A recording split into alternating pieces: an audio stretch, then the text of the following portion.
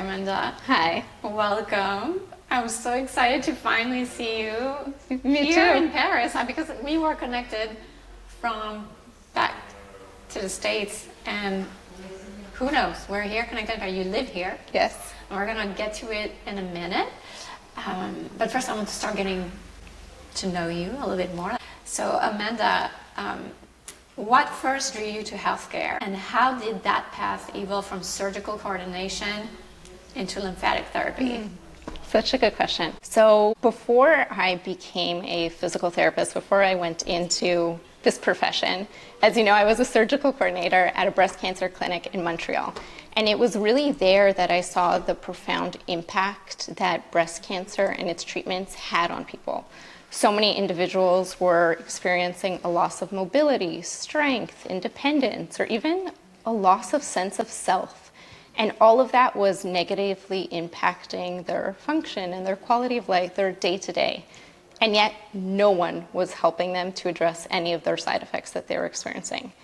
And that was really unsettling to me. And so I returned to school. I pursued another degree, a degree in physical therapy, with a specialization in breast cancer care. And then from there, I became a certified lymphedema therapist just because that was the next step that I needed to do. I wasn't able to treat my patients wholly, my breast cancer patients wholly, without becoming that therapist because, as you know, a lot of breast cancer treatments can actually overwhelm the lymphatic system or even damage the lymphatic system, leaving people at risk of developing lymphedema. And so if I wasn't able to address that lymphatic piece, that lymphedema, I felt like I wasn't able to treat people wholly. And so I became a certified lymphedema therapist in addition to a breast cancer physical therapist. And it's been super rewarding ever since, and I wouldn't change it. Can you connect it? Like, is there like a specific moment that you can remember, like a story that really made you realize that you wanted to make that switch? I think it was really working as a surgical coordinator. I was in school. I was actually doing a degree in math, which is really interesting. At that time, I was looking for a way to give back to the community, and there was a breast cancer clinic down the road, and I just wanted to volunteer. So I volunteered for a few days, and then someone went out on burnout, and they asked me if I wanted a full-time position in addition to going to school, and I said, yeah, sure, why not? And it's really that kind of link that I saw all of these side effects people were experiencing, and I wanted to help them. So I finished my degree in math and then did another degree and then a master's in physical therapy. Superhero. A true superhero. I don't know about that, but thank you. Well, that's amazing because it must be taxing to be surrounded by tragedy all day long, and for you to find it a calling, I find it admirable. Thank you. But we're here in Paris, and I'm super curious. I want to know, how did you end up here? What drew you to moving to Paris? Yeah, so I'm originally Canadian, originally from Montreal, worked and lived there for a number of years, and then my husband and I moved to New York City for great job opportunities. We loved it. We stayed for a few years and then just wanted to change, honestly. We always loved Europe, and Paris was a beautiful place to us. And so we just said, why not see what's out there?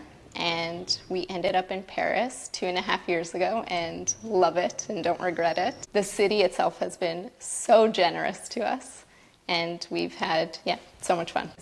I miss Paris dearly. I think about it all the time. But I do love living in Austin, and I feel very lucky that I get to come back here and have this precious moment like this. Okay, Amanda, well, let's go into your true love and your true passion, because this is something that we share. We're all about lymphatic health and educating about the lymphatic system or bringing the right solutions to people. But let's take it back a notch. Can you actually explain to our audience what is the lymphatic system? Yeah, definitely. So this is something that I spend so much time explaining because people don't know what it is. I mean, it's crazy. In my physical therapy degree, I think we spent maybe 10 minutes on the lymphatic system, and I have doctor friends in Canada and the US who spent a whole 5 minutes on the system in their education. So a lot of people don't know what it is. Essentially, your lymphatic system, I like to call it your body's silent system. It's always working in the background, but it's super vital and important. It's essentially a partner to your circulatory system and a part of your immune system. So your lymphatic system, what I like to tell people is that it's located throughout your body. It's composed of lymphatic vessels that move lymph fluid, lymphatic nodes that filter the fluid, and then supporting organs as well. And like I said, that lymphatic system is super vital to your body's health, but keeping your body balanced, because your lymphatic system really plays two major roles. Four, but two most important ones. Your first one is that it maintains your body's fluid balance. It helps to prevent swelling, feeling of heaviness, because it works with your circulatory system. And then the second one is that it's a part of your immune system. So your lymph nodes filter out anything that's harmful for your body, whether it's bacteria, viruses, cellular waste, or abnormal cells, to keep you healthy and protected. Like I said, it's working in the background. When it's working fine, it goes unnoticed. No one talks about it. But when it's overwhelmed or damaged, as you know, that's when the lymphatic system kind of becomes more known. People may experience swelling or chronic fatigue or brain fog or heaviness, or they get sick more often. Speaking about the lymphatic system is so important, because unfortunately most people only speak about it when it's already overwhelmed and they're not doing things to support it before it gets to that point. I love what you're saying, because this is something that I've heard in 9 out of 10 conversations with all the therapists we work with. Proactive, preventative care of your lymphatic system is crucial. Yep. And also what you were saying, we don't notice it until there's a real problem, but I think we also sometimes don't notice the problems. Yes. I would love, for you to tell us more about how can you start noticing when things are not flowing as well as they should. Is there like some signs that we can watch? Yeah, definitely. So for a lot of people, I think number one is just being in tune with your body and listening to your body. I like to practice what I call body scans. So where I close my eyes and I'm just trying to feel what my body is feeling or what my body is trying to tell me. You're listening to the little whispers that your body is trying to tell you. And so for a lot of people, that first kind of feeling of lymphatic overload or damage, even for some people, is really going to present as heaviness and fullness. The body just feels heavy, it feels full, it feels kind of run down. You're more tired, you have more brain fog. And when that's allowed to progress, that's when you'll notice actually swelling. And swelling can develop in any part of the body. It can be very minimal, where you notice it in your hands, your rings feel tight, your socks feel tight at the end of the day, or even more visible swelling where the limb is so much bigger. So I think just being mindful of how it is that your body feels and then noticing those changes can be so helpful. When you start being proactive about it and you start thinking, you're noticing maybe it's hot outside and your rings are tighter, how quickly can you visibly start shifting, and how? What can you do? What do you recommend? Yeah, to support your lymphatic system? Yes. Yeah, so I think that's kind of the biggest misconception about the lymphatic system, is that it relies on us to support it. And I think a lot of people don't realize that. So your circulatory system has your heart. And every time your heart beats, that's the pump that moves blood through your arteries and through your veins. Well, your lymphatic system has no pump. It relies on you to do certain day-to-day practices to support it. There's numerous ways of supporting it, but one of the easiest ways is breathing, actually. And most people don't realize that, is that every time you take a real belly breath, every time that diaphragm moves, that creates an internal pump in your abdomen that stimulates your thoracic duct. And that's the duct, the biggest lymphatic vessel. I think it filters about 75% of your lymph fluid. So just breathing and taking time to slow down. Most of us are always in a rush. We're always shallow breathing. No one focuses on that deep belly, diaphragmatic breathing, as you said. Movement is another big piece. Every time we move, our muscles contract and they stimulate our lymphatic vessels to pump and move lymph fluid. And it could be any movement. It can be as simple as walking, or it can be even when you're seated, just lifting your arms or doing some ankle pumps. What I tell people is any movement is beneficial, so do what you love to do and try to move a little every day. And then the other piece is compression. Compression therapy is amazing because it's helping to create that external pressure on the skin and underlying tissues to stimulate the lymphatic system as well. So really focusing on breathing, your movement, and compression will really help to support your lymphatic system in your day-to-day. It's the winning trio. The winning trio, yeah. No, I love this.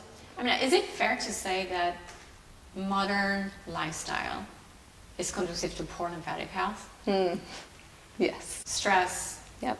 Biggest factor. I know it was for me. It was actually the link for me when I discovered my passion for understanding lymphatic health and creating the solutions that we create.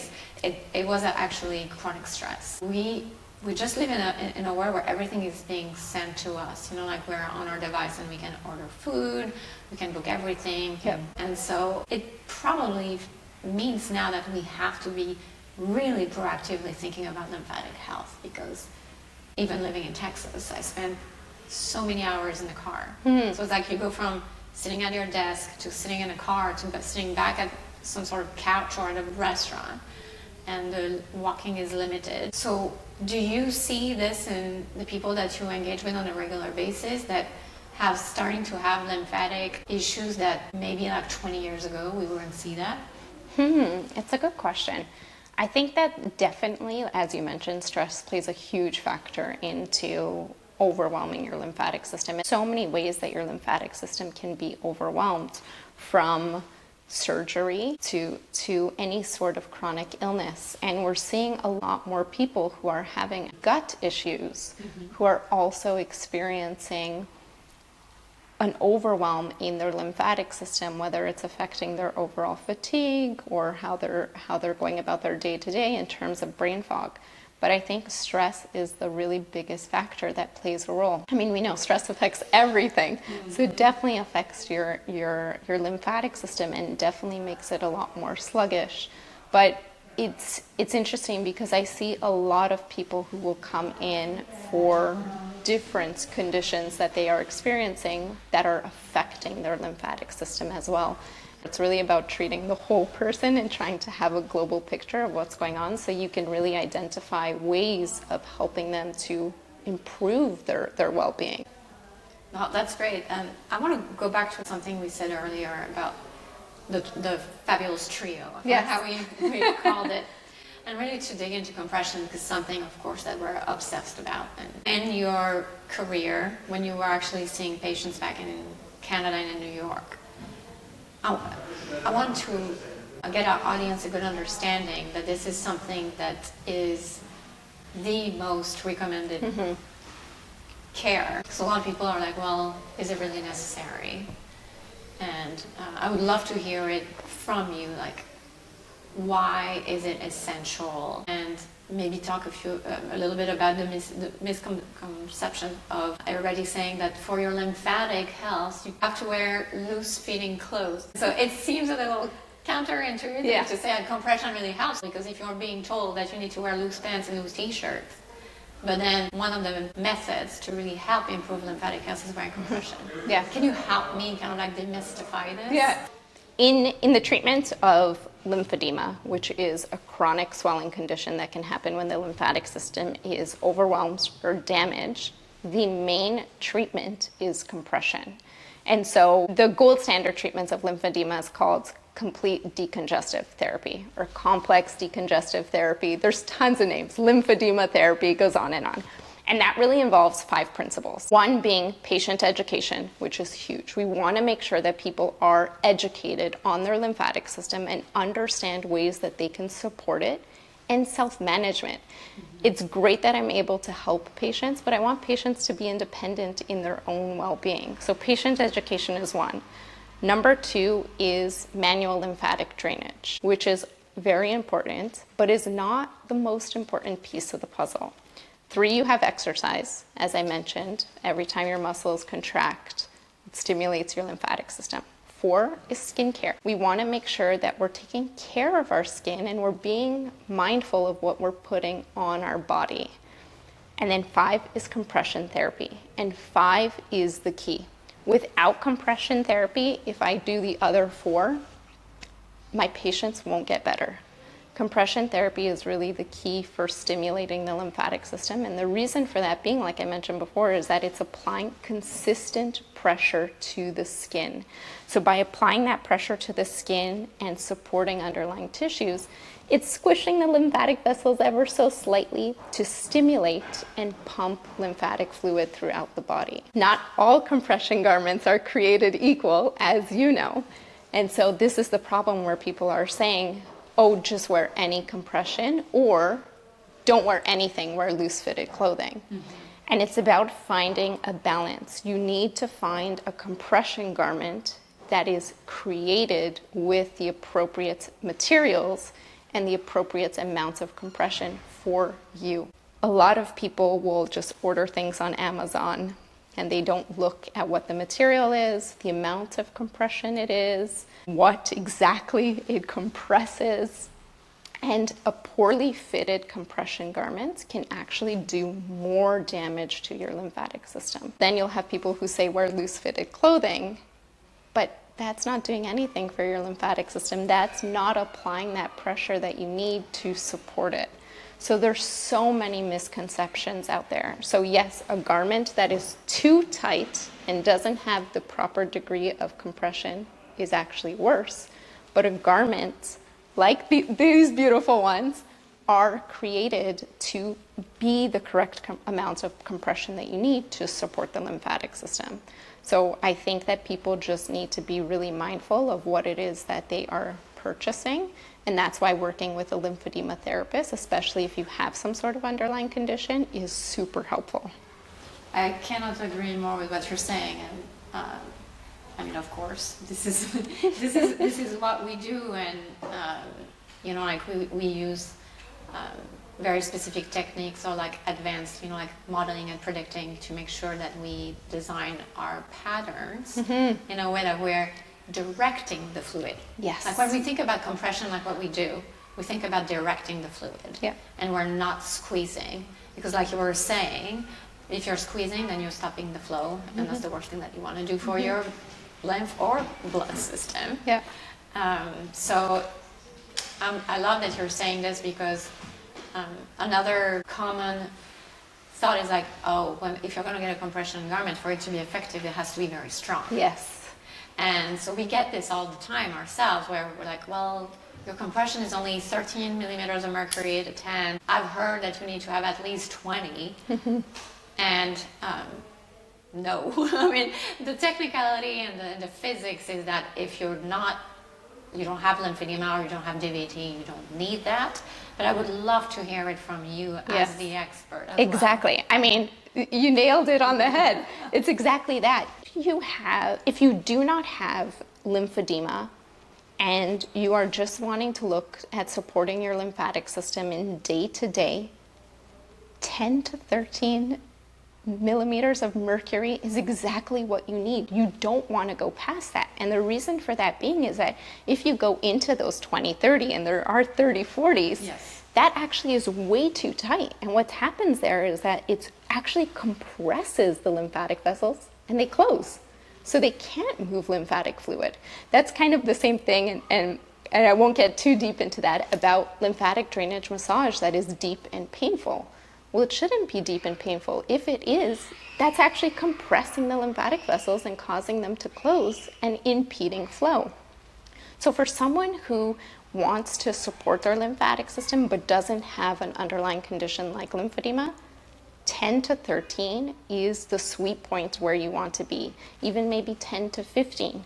That's where you want to be. 20, 30, do not go down that road, because you will end up with issues because you're restricting flow. Unless it's prescribed by your doctor because you have like a real pathology. Exactly. And so for people who have lymphedema, or for people who have lipedema or other swelling conditions, depending on their degree of swelling, also, we will prescribe 20 to 30 garments or 30 to 40 garments, depending on that person's need. But the general public does not need that whatsoever. And I also just want to add another point is when people are looking for compression, I don't think they're realizing that they need gradient compression. What I mean by that is you have more compression at the ankle or at the arm versus proximally. And like you said before, we need that gradient compression to move fluid in the natural pathways of the lymphatic system. So that's also something that I always tell people to look out for. Make sure your garments are the appropriate compression, number one, and then our gradient compression, because that is key for moving fluid in the way we need it to move. Yeah, so let's go into another space of the body that you're very familiar with. Let's talk about the breast area. I want to touch about, because this is like a lot of misconceptions as well, you know, and something that I would love for you to explain, you know, to our audience. But why is it important to wear a compression bra? How is it helpful? Same thing. We hear a lot about, you know, like you can wear tight bras or like underwire, which is terrible.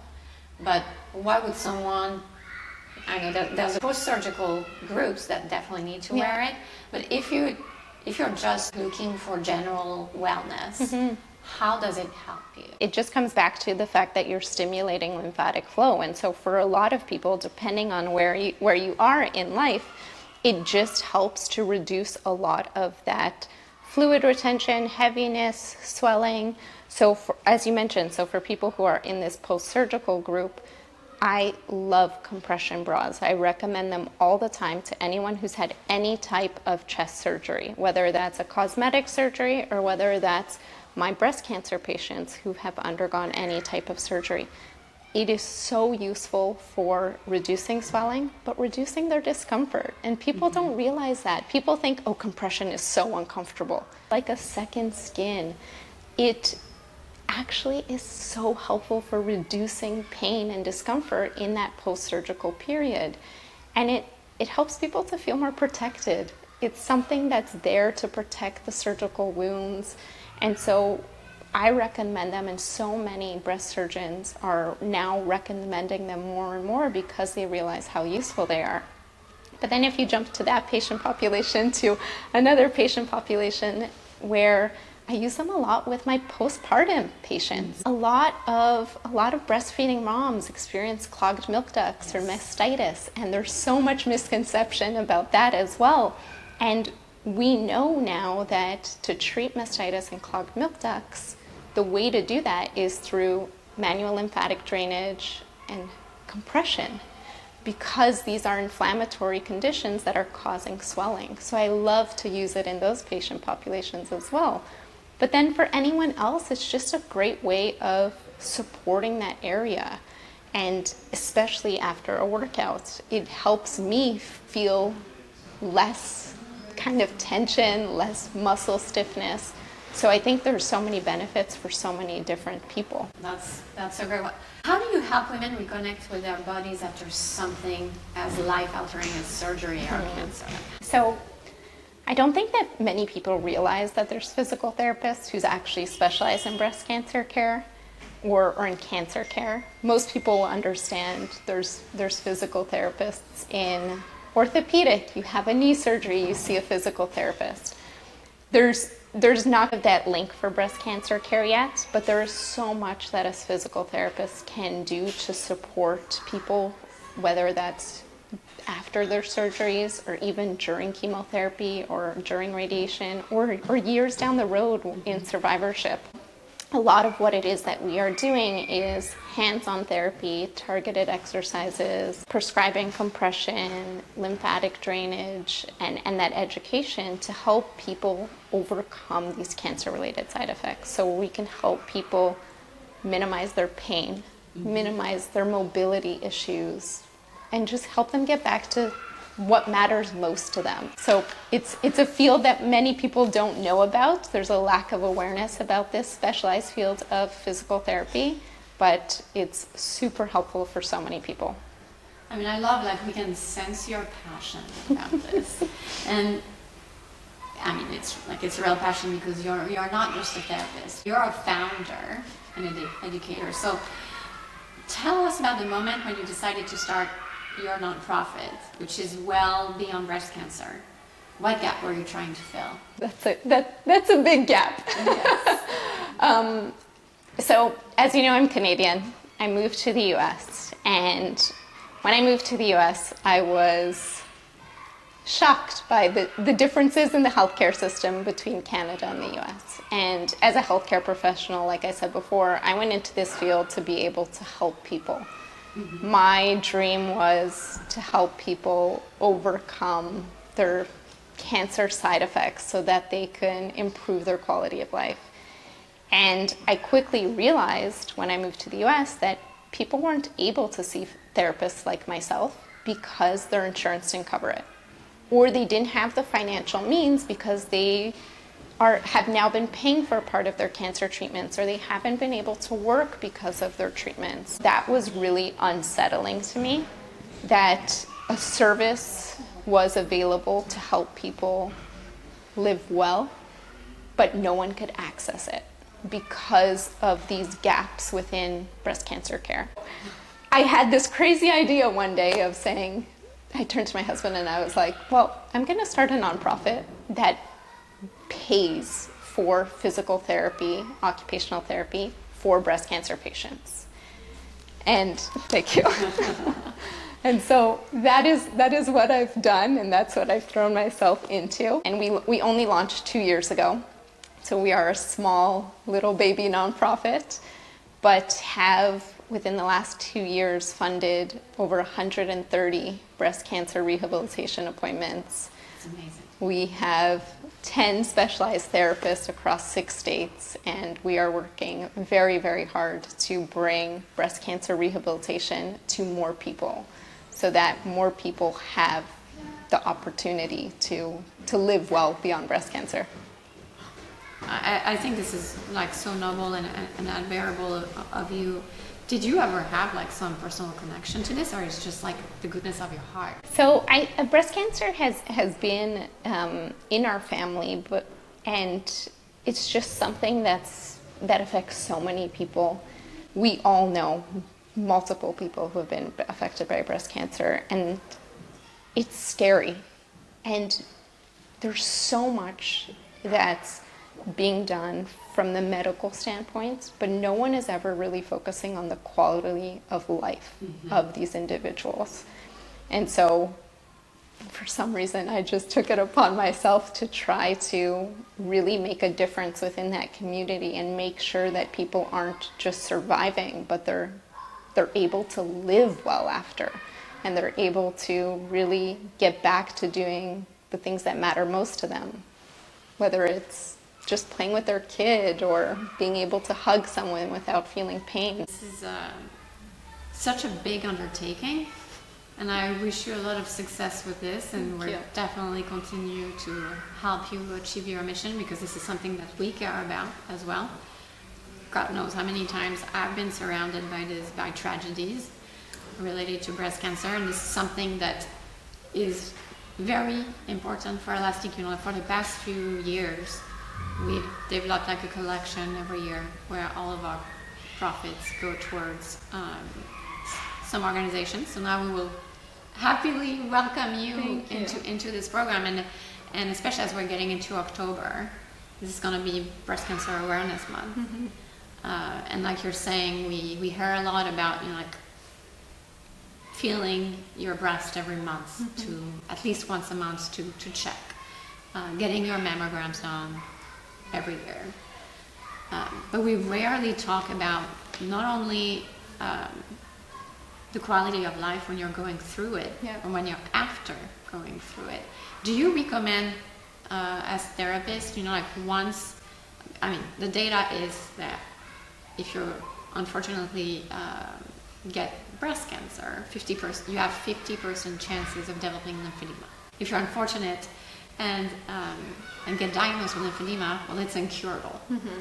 So that means like your whole life, you're gonna have to manage this excess swelling. Is there, something in particular for breast cancer related lymphedema, like some tips or advice that you would give our audience, whether they're dealing with it or they know someone that's going through it? I feel like the support system, like around someone, if you have someone in your family, in your entourage, who is dealing with this difficult situation, sometimes you feel at loss.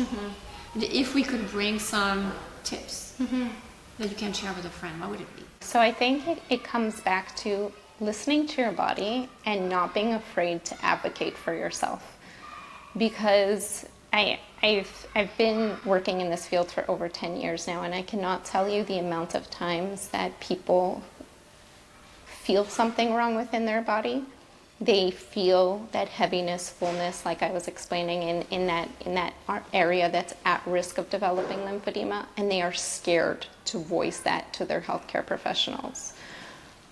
Or they voice it, but they're not provided with solutions and next steps. And so what I would say is advocate for yourself and listen to your body. It's never too early to reach out to a certified lymphedema therapist, because there's so much that we can do in terms of providing individual education about your risk factors and helping you to address different side effects that may lower your risk of developing lymphedema, actually. So there's so much we can do from a preventative standpoint, a proactive standpoint is what I should say, to minimize that risk.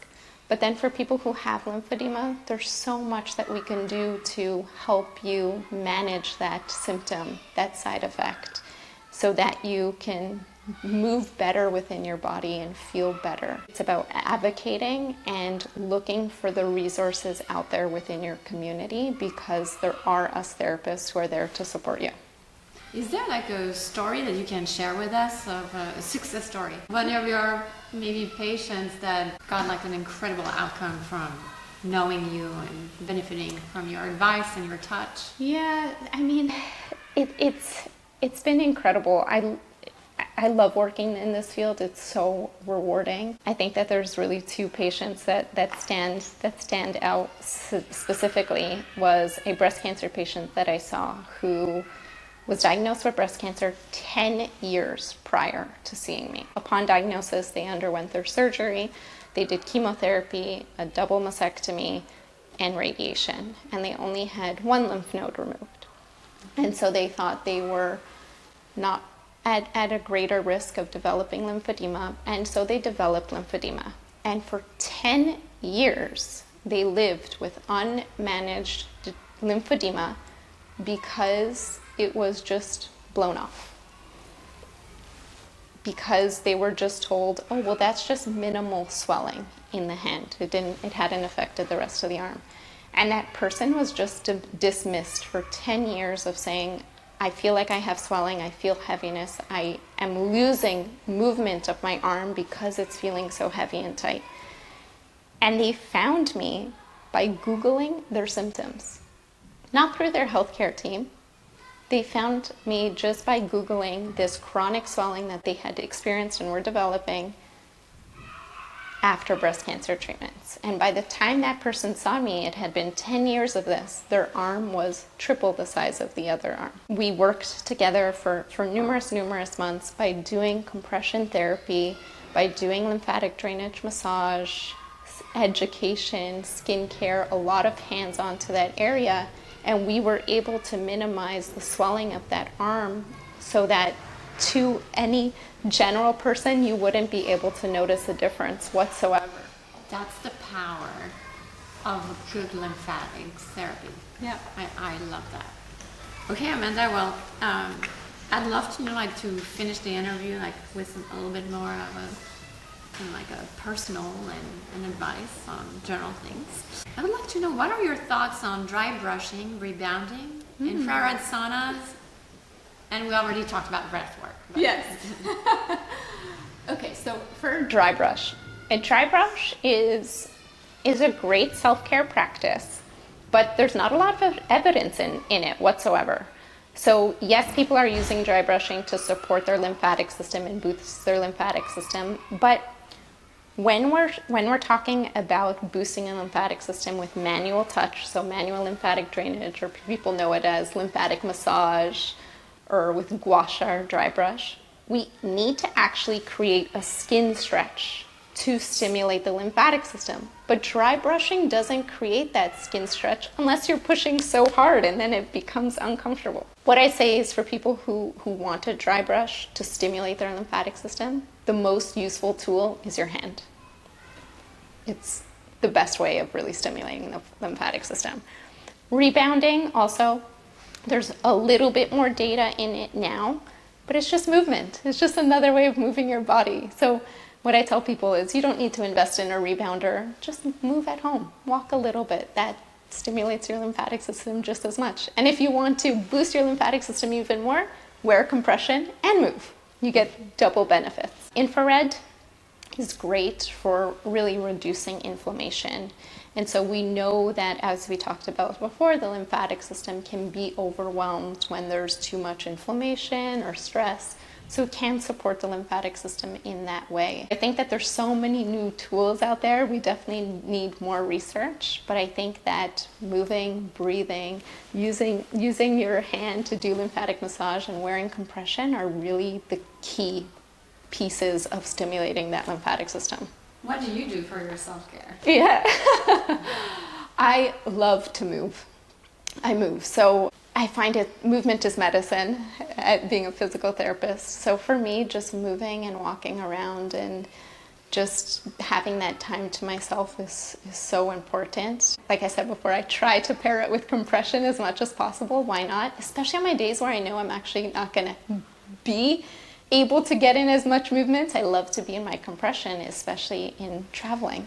We're sitting for so long and there's not a lot of movement happening on our lymphatic system, can become a little slow and sluggish. So I think that, yeah, for me, movement is so nice. I like to gua sha, but sometimes I forget.